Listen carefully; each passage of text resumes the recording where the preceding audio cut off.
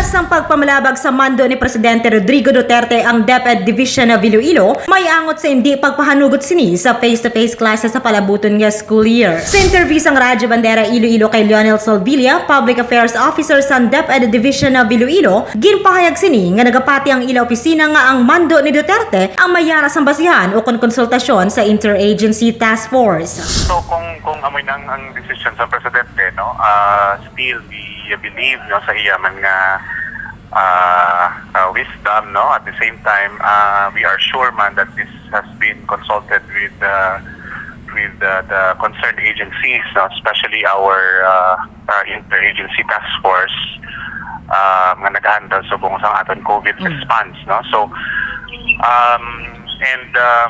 ang ano man nadira is that tanan nga decision, ang final ginaton nga decision will really come from the President, no, as provided in the law, no. Sunod pa kay Salvilla, nakahanda man ang mga eskwelahan nga yara sa lista sang pilot implementation schools kumalay ng limited face-to-face classes sini nga tuig. Samtang ginpahayag man sini nga may pipila ka mga adjustments sa pagkahimuon sa tion nga magapadayon ng distance learning setup sa school year 2021 to 2022 agud nga mas mangin mahapos sa mga manunudlo estudyante kag ginikanan. Dugang pa ni Salvilla, ginahulat pa ang pinal nga school calendar na gikan sa Central Office ng Department of Education para sa masunod nga school year. Madumduman nga sa press briefing ni Presidente kagabi, ginsiling sini nga hindi niya pagpahanugutan ang pagbalik sa face-to-face classes hasta wala pa nabakunahan ang kalabanan nga mga residente sang pungsod.